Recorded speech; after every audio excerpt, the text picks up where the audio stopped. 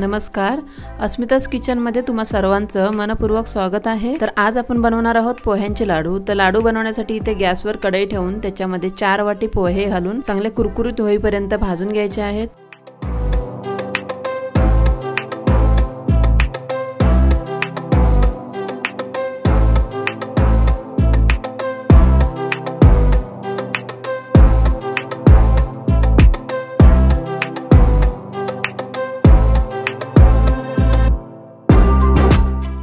तर पोहे चांगले भाजलेले आहेत आणि कुरकुरीत झालेले आहेत। आता आपण याला साइडला काढून घेऊया।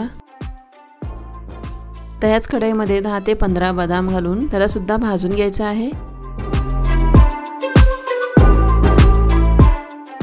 बदाम भाजत आलेले आहेत, त्यातच आता अर्धी वाटी सुकं खोबरं टाकायचं आहे आणि ते सुद्धा आपल्याला भाजून घ्यायचं आहे।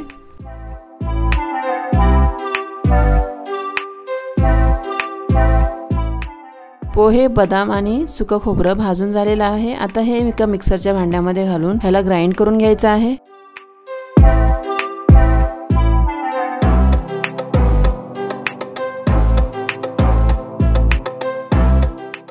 आता हे मिश्रण रवाळ असं वाटून घेतलेलं आहे। त्याच्यामध्ये 1 वाटी गूळ घालून पुन्हा एकदा ह्याला मिक्सरला ग्राइंड करून घेऊया।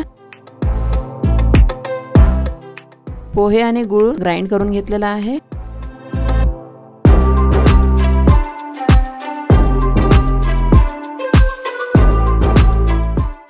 आता इथे कढईमध्ये 1 चमचा साजूक तूप टाकून त्याच्यामध्ये थोडेसे काजू आणि किशमिश घालून ह्याला फ्राय करून घेऊया।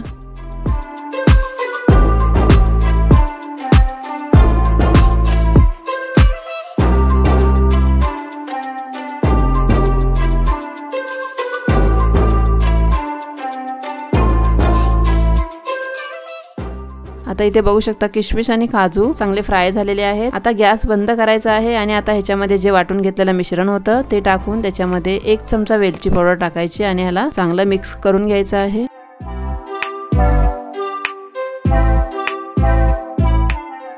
आता ह्या मिश्रणाला हाताने थोडंसं मिक्स करून ह्याचे छोटे छोटे लाडू वळून घ्यायचे आहेत।